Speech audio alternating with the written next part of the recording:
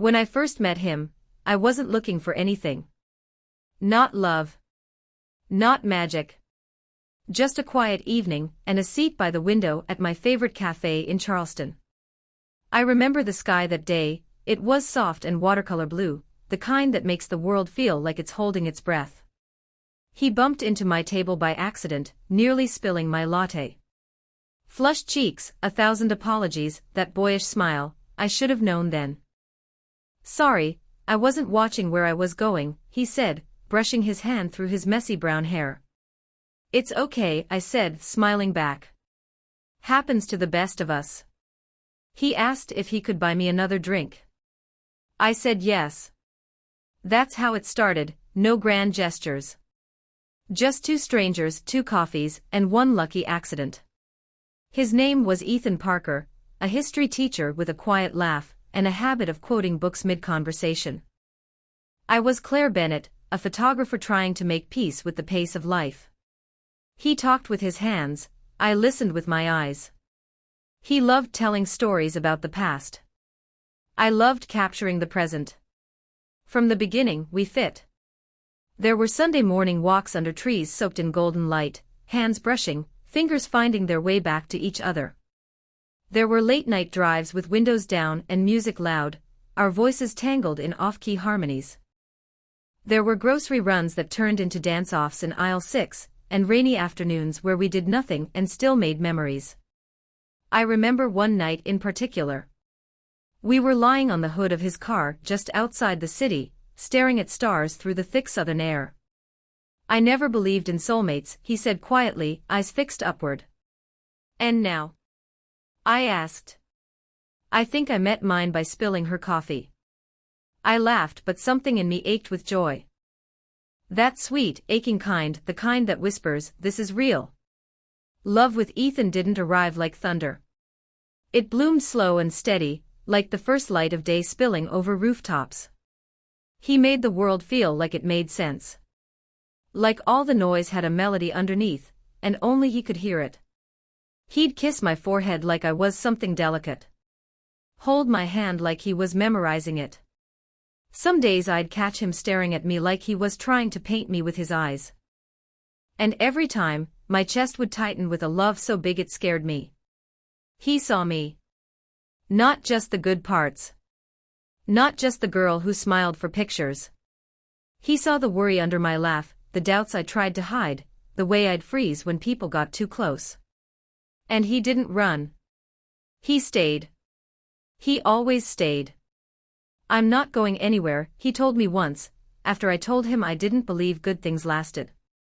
You hear me, Claire? I'm not leaving. And I believed him. The world could fall apart. The sky could rip open. But Ethan would be there, arms outstretched, heart wide open. I'd never been so sure of anything in my life. I didn't notice it at first. It started as a tiredness I couldn't shake. Then came the forgetfulness, missed appointments, misplaced things, moments where I'd find myself staring at the sink not remembering why I walked into the kitchen. I told myself it was stress. Burnout. Maybe a vitamin deficiency.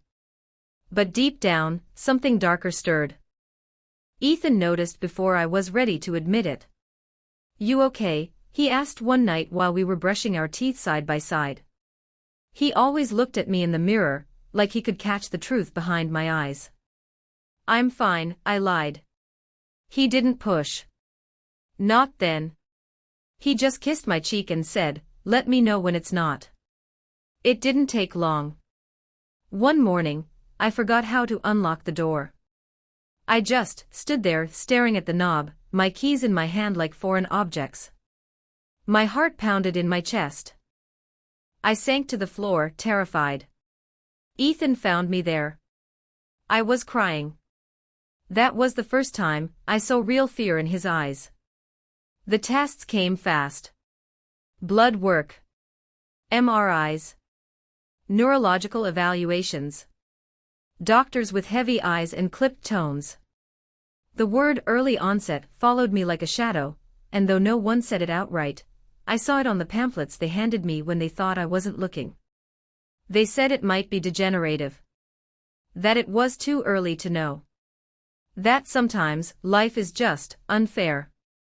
Ethan held my hand through it all, even as mine started to shake. But I saw it, the silent war behind his smile. The nights he sat in the car after appointments, gripping the steering wheel like it was the only thing holding him together. He thought I didn't notice. I did. I began to drift. Days blurred. Words got tangled on my tongue. I forgot the endings of my own sentences. Once, I called him by the wrong name, and didn't realize it until he quietly corrected me, eyes full of sadness he couldn't hide. "Claire," he whispered one night, holding me in bed like I might slip away. "What's happening to you?" "I don't know," I whispered back. "But I'm scared." There were good days, moments of clarity where I was myself again.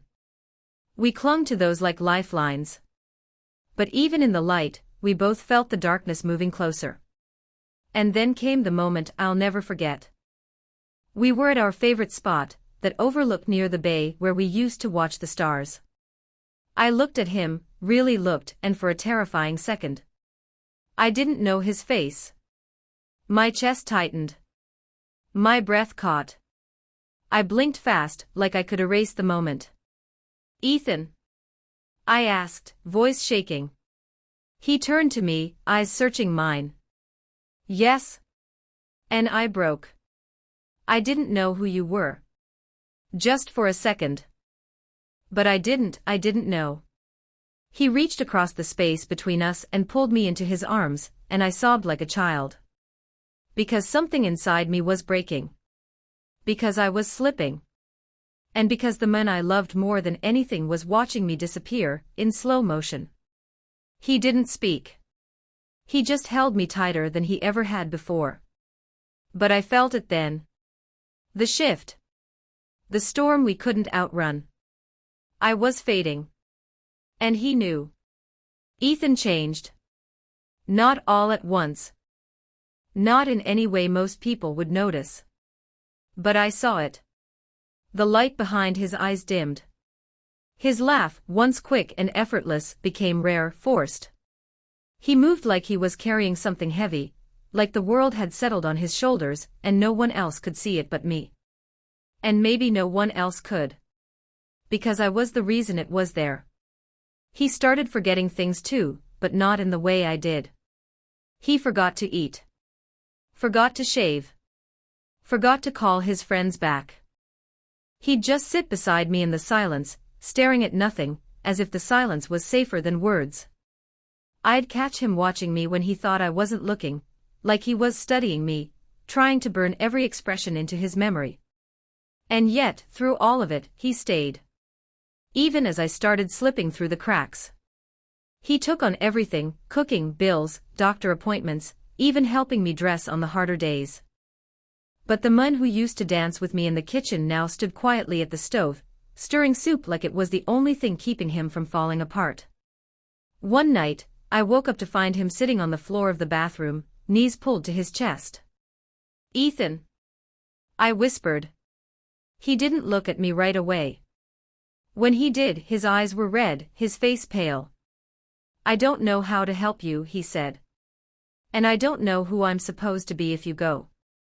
That moment shattered something in me. Because I wanted to promise him I wouldn't go. I wanted to fight this thing with everything I had. But my brain, my body, it wasn't listening anymore. "I'm still here," I whispered, crawling beside him. "Even if parts of me get blurry, the part that loves you. That never will." He wrapped his arms around me like he was holding onto the last solid thing in the world. And maybe, to him, I was. He started researching obsessively. Every article. Every clinical trial. He'd sit for hours at night, hunched over his laptop, blue light reflecting off tired eyes. He barely slept. Barely spoke. He wasn't living anymore, just surviving. For me. People started pulling away. Friends didn't know what to say. Family tried to visit, but the sadness was too thick to cut through. It was just us in that quiet apartment, like ghosts of who we used to be. I saw him fading, even faster than I was. There was one day, one rare, beautiful day, when the fog lifted and I felt clear again. We walked to the old pier where we used to eat ice cream and feed the ducks. He held my hand, even though his was shaking. I looked at him, really looked, and I saw the man who once filled every room with warmth. But now his eyes were rimmed with fatigue, his jaw set too tight, like he was holding back everything. "Ethan," I said gently. "You're losing yourself." He didn't deny it. "I'd rather lose myself than lose you," he whispered. But I didn't want that. I wanted him to fight, not just for me but for him. Because love shouldn't destroy. It should transform. And even as I stood there, slowly being erased, I made a choice. "I need you to stay, Ethan," I said. "Because I'm going to need that person, not just now but when things get worse." That was the night he cried in my lap and said nothing at all. And I stroked his hair and told him stories from when things were beautiful. He was becoming a shadow. But somewhere inside, I knew. He hadn't disappeared yet. I don't remember how it began. A word here. A look there. The way Ethan started asking different questions during my appointments, writing everything down in that worn leather notebook he carried everywhere now. Something had shifted in him. He wasn't just grieving anymore. He was investigating. It started with a name. Dr. Ashford. A neurologist we'd only seen once, briefly, early on. Ethan said something had felt off. The man had rushed through the appointment, barely looking at my scans. Gave us a diagnosis without offering any real explanation. I'd been too scared to question it. Ethan hadn't. So he started digging. Late nights became detective hours. I'd wake up to find the soft blue light of his laptop still on, his face illuminated by research papers, trial reports, interview footage, medical articles. He was tracking something. A thread. I didn't understand it all, my mind was already fogging more often than not, but I saw the fire in him again. The way his hands moved when he explained things to me. The urgency in his voice. The way his heart beat faster when he thought he was close to something. He stopped being a ghost. He became a man on a mission. One night, he came home breathless. He'd driven 3 hours to meet a former patient, a woman in her 30s with symptoms nearly identical to mine. She told him her diagnosis had been wrong. That Dr. Ashford had falsified her test results to qualify her for a private treatment trial, a trial funded by a pharmaceutical company with a lot to gain, and very little oversight. Ethan was shaking. "She's better, Claire," he said. "They treated her with the right medication. Because she kept fighting. And we've been treating the wrong thing all along." My heart didn't know whether to soar or collapse. He brought everything to my current doctor, the case files, the testimonies, even MRI comparisons. At first, they brushed him off. But Ethan wouldn't let go. He demanded a full reevaluation. Forced them to retest, reread, reconsider. And then, everything changed. My scans hadn't been properly interpreted. The diagnosis was flawed. There was another, rarer condition they'd missed.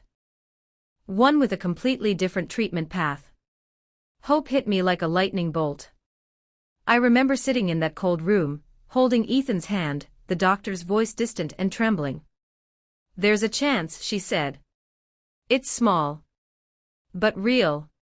Ethan didn't cry. He just exhaled, a long, shaky breath like he'd been holding it for months.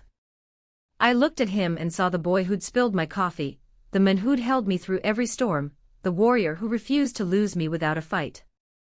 He didn't just find a way forward. He forced the world to give us one. But justice isn't always clean. Dr. Ashford lost his license. The trial was suspended. Other families came forward. Lawsuits. Headlines. Whispers. Ethan didn't care. He never did it for revenge. He did it for me. As treatment began, I felt parts of myself returning, slowly, like light creeping back into a long dark room. I was scared to believe it, scared it wouldn't last. But Ethan. He believed enough for both of us. He saved me. Because he never stopped looking. Never stopped seeing me, even when I couldn't see myself. Ethan was never the same after what happened. He didn't go back to teaching. Said the classroom felt too small now, like his world had cracked open, and could never fit into neat little lesson plans again. He stopped quoting history and started making it, pushing for reform, helping families like ours. I watched him sit across from lawmakers and journalists, telling our story in that calm, steady voice. People listened. They had to. Because Ethan no longer spoke from pain. He spoke from purpose. But the man who held me at night wasn't the same man I'd fallen in love with in that coffee shop 3 years ago. This new Ethan, he was steel. Focused. Sharpened by the fire he'd walked through. And sometimes I missed the softness. He barely smiled. He rarely rested. His hands were always clenched, like he was still holding the weight of those months, when he thought I was slipping away. Even now, with my treatment helping and the worst behind us, he couldn't let go. One night, I asked him, "What are you so afraid of?" He stared out the window for a long time before whispering that if I stop moving, I'll feel everything I buried. I knew what he meant. Because I saw it too, in quiet moments, in his nightmares, in the way his voice would break when he thought I wasn't listening. We'd survived the storm, but the wreckage was still scattered all around us. Ethan had become someone else. Because he had to. He'd carried me when I couldn't walk. Fought for me when I didn't have the words. And in doing so, he lost parts of himself he could never get back. We tried to rebuild. Took road trips. Started gardening. Watched old movies we'd once memorized. And in those moments, I saw flickers, the Ethan who danced with me under streetlights, who made jokes during thunderstorms, who once told me my laugh was his favorite sound. But now, his laugh was quiet. And his eyes always looked a little tired. One evening, while planting lavender in the backyard, I watched him kneel in the dirt, sun catching the curve of his neck, sweat on his brow, and I realized something. He was still fighting. Not for me. But for himself. We sat on the porch that night, watching the light fade. "You're not the same," I said softly. He looked at me, not defensive, just honest. "I can't be." "I know," I said. "And I don't want the old you back. I just want you to know, it's okay to let go now. To stop holding your breath." His hand found mine. Fingers calloused. Grip firm. "You brought me back," he whispered. "No," I said. "You built yourself back. Piece by piece. Even when it hurt. And maybe that's what love does. It doesn't just keep us warm in the light. It remakes us in the dark. There's a kind of silence that doesn't feel empty. It's the silence after healing, when the world finally stops spinning. When you can sit next to the person you love, say nothing, and still feel everything. That's what our mornings became. We'd sit on the porch, coffee in hand, knees touching. No rush. No fear. Just breath and light, and the steady rhythm of still here. It's been a year since my treatment started. The doctors don't use words like cure. They say progress, stability, hopeful. And I can live with that. Because now I can live. Some days are cloudy. Some are crystal clear. But I don't keep score anymore. And Ethan, he doesn't chase shadows. We've both stopped running. A few months ago, we returned to the bay, that overlook where I once forgot his face. This time, I remembered everything. The curve of his jaw. The gold flecks in his eyes. The way his hand always reaches for mine first. I used to come here alone when you were sick, he said quietly. I'd sit and ask the universe to trade places with you. I didn't answer. Just leaned my head on his shoulder and let the wind speak for us. Because how do you respond to that kind of love? You don't. You just carry it with you. We're not the same people we were. I'm softer now but stronger too. I don't fear the unknown like I used to. Because I've seen what it means to be truly seen. Truly loved. Even at my most broken. Ethan's changed too. He still works with patients and families, but he takes days off now. He dances again. Badly, but with joy. And sometimes, when we're cooking dinner or folding laundry, or watching the rain trace patterns on the window, I see him look at me like he did in the beginning. With wonder. Like somehow, after everything, we still found our way back. We both know what we lost. We both know what it cost. But we also know this. Love and pain aren't opposites. They're twins. Born from the same place. One proves the other matters. I still take photos.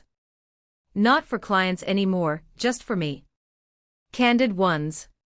Little moments. Ethan peeling oranges. My fingers trailing across his arm. Sunlight through the trees on a day we didn't think we'd have. I look at those images and feel every heartbeat, every night spent afraid, every moment we clawed our way through. And I realize.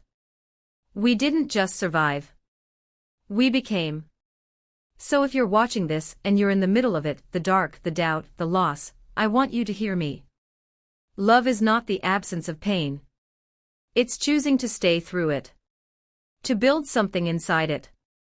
To believe that even in the breaking, there is still beauty.